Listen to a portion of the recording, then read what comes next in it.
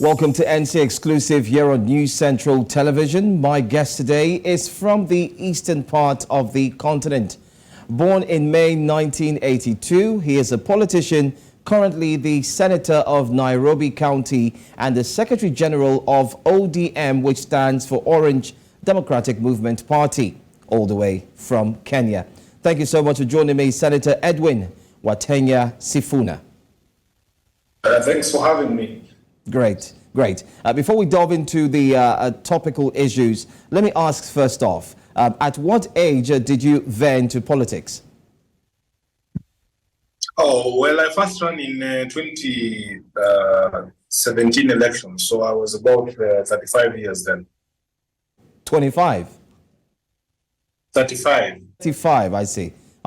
Okay, not a bad one, not a bad age to begin being a politician, but we'll come back to that discussion. Let's now go straight to the major issue that's indeed making the rounds in your country, Kenya. Now, Mr. Sifuna, your country is actually going through a state of unrest through mass demonstrations introduced by your party, ODM. Now, what are the agitations? What are people really asking for? Well, first, let me correct you there. It is not ODM that instigated the current mass action. It was instigated by the Azimio la Umoja coalition, which is a coalition that incorporates almost 26 political parties in Kenya, and yes, ODM is one of them.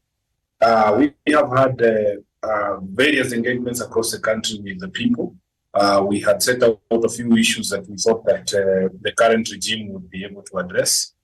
First of all, after the election, it emerged through a whistleblower's account that, in fact, William Ruto did not win the elections of 2022.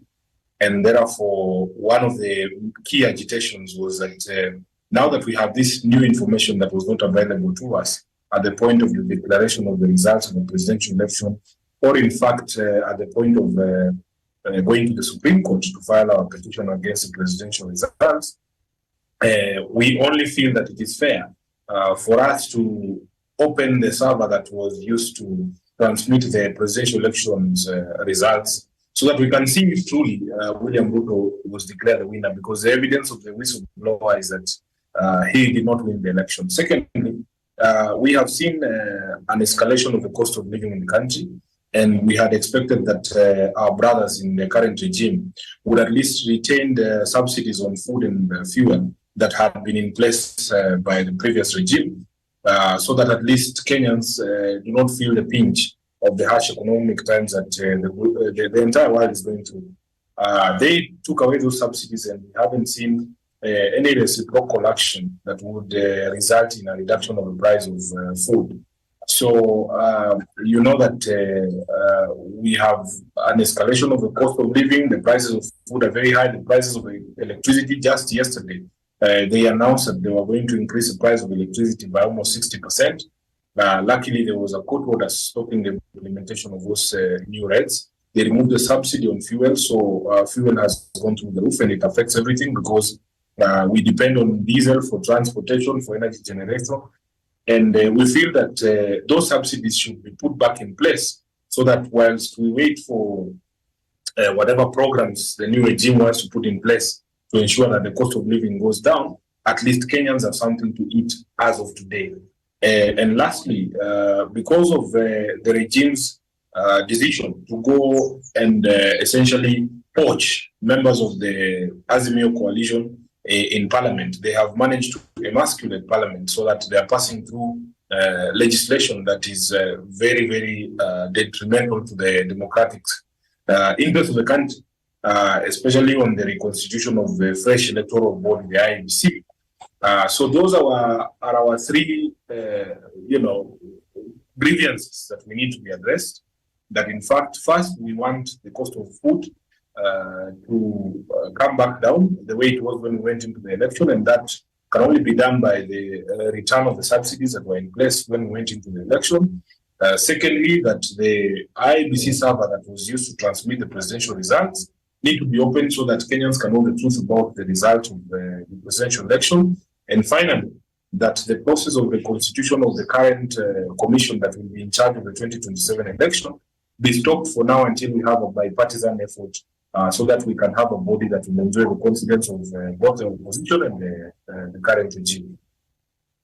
Thank you so much, Mr. Sifuna, for clarifying that explanation, especially looking at the fact that the movement is indeed carried out by Raila Odinga and the coalition. But it is also mentioned that Mr. Raila Odinga, who has led day 3 of the anti-government protest, is seeking to have a share in the running of the economic affairs of the present government amidst claims of failed electoral process that saw Mr. William Ruto become the president, just as you've mentioned. But how true is this? That it's just more than fighting for the people. It's also about Mr. Raila Odinga too.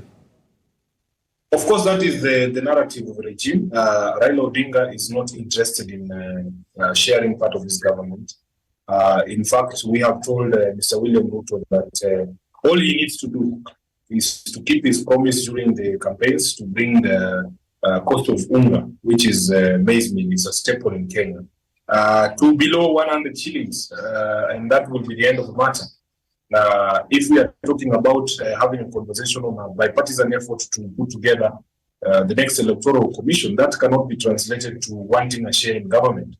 Now, if he did all these 3 things, that in fact, if he was confident that he won the election, then we should have servers that transmitted the results open in a bipartisan manner, and we can have whoever it is, oversight the process of opening those servers, and everybody will be content. If indeed he won the election, it is there in the server.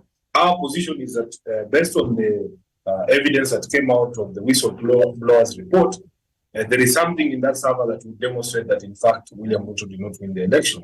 So it is not about Raila Odinga getting into government. He is not interested in a handshake. All Ruto has to do is to call a press conference today and say, yes, I am returning the subsidies, and the price of maize meal is going to fall below 100 Kenyan shillings, and say, okay, we cannot ignore half of the country. Let us have a bipartisan effort to put together the new electoral commission for the 2027 election, and that will be the end of the matter. We are not interested in anything more than those 3 items that I have spelled out.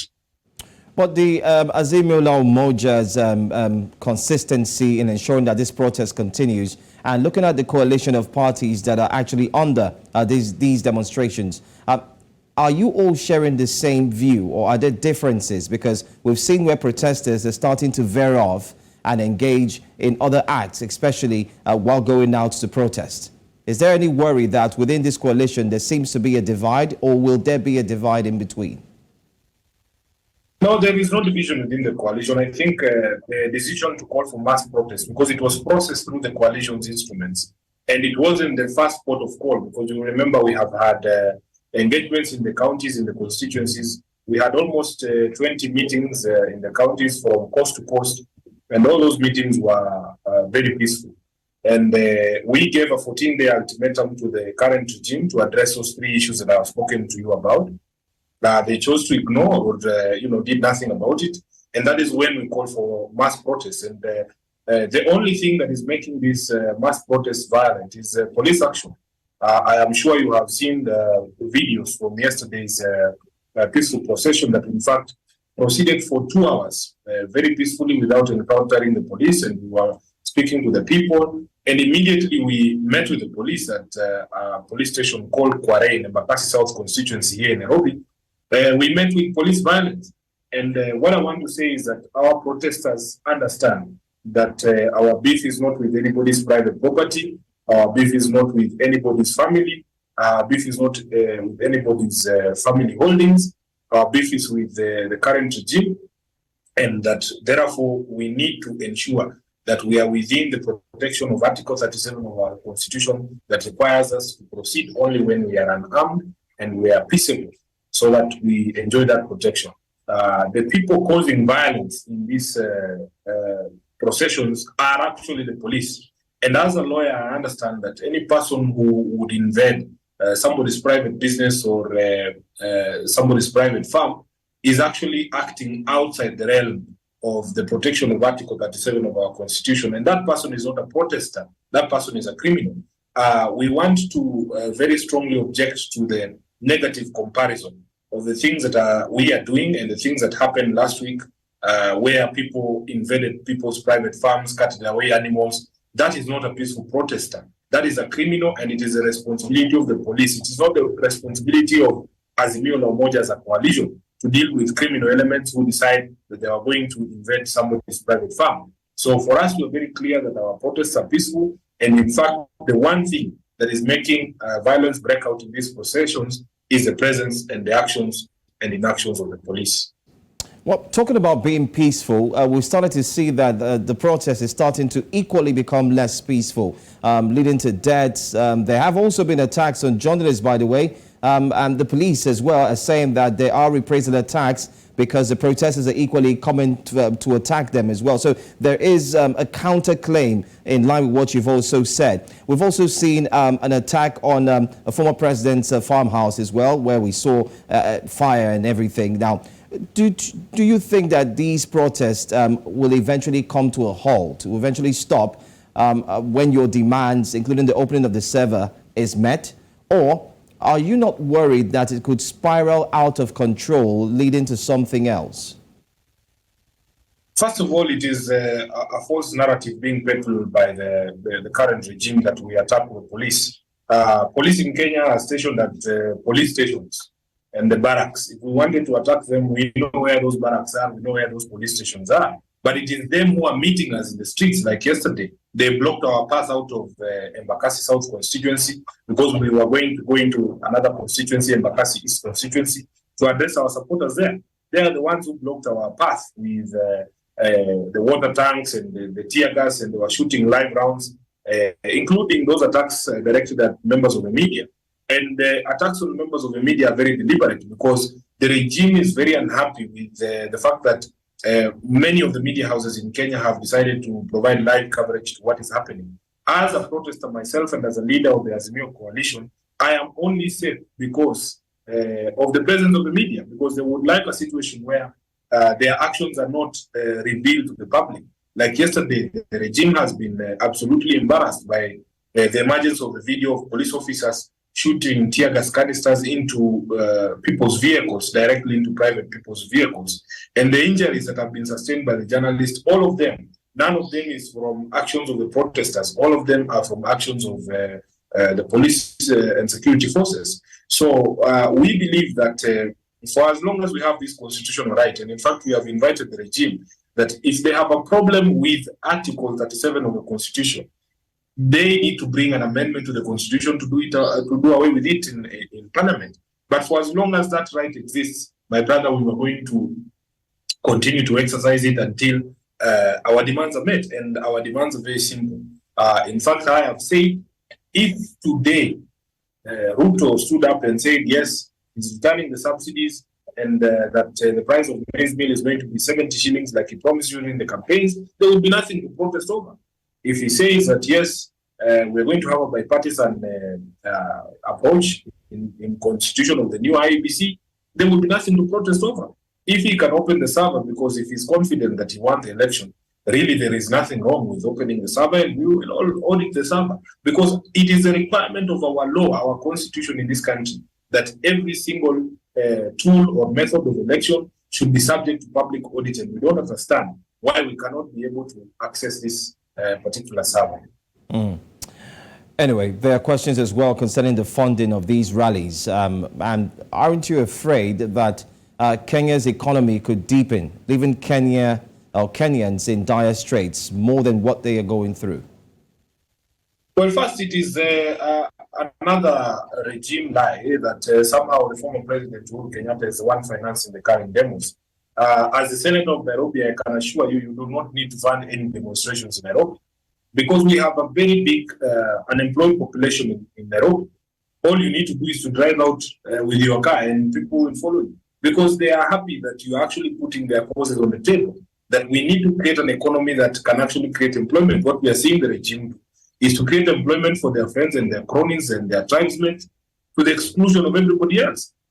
So we don't need money for a rally. All I need is a sound system, and you can see they are attacking our sound system, dousing it in water. Now I have to source for a new sound system for Monday because the one that we were using was doused with water and short-circuited. But for us, really, we want to say that we will continue with these protests, and they will continue to be peaceful if and only if you take away the illegal action of the police. These protests will remain peaceful. Thank you so much, Senator Edwin Watenya Sifuna, for giving us this exclusive opportunity to speak with you in line with the current protests ongoing in Kenya. Thank you so much.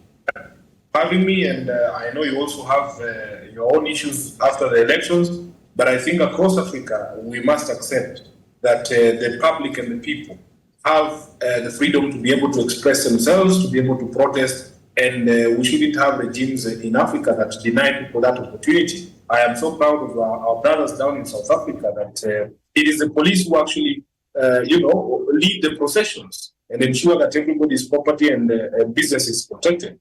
But we are seeing, an overreach of police power in places like Kenya, and of course, even in your own situation. And we just want to wish you all the best with your own situation in Nigeria. Thank you for wishing us the best, as we wish you the best as well. Thank you so much for talking to us once again. Thank you, sir.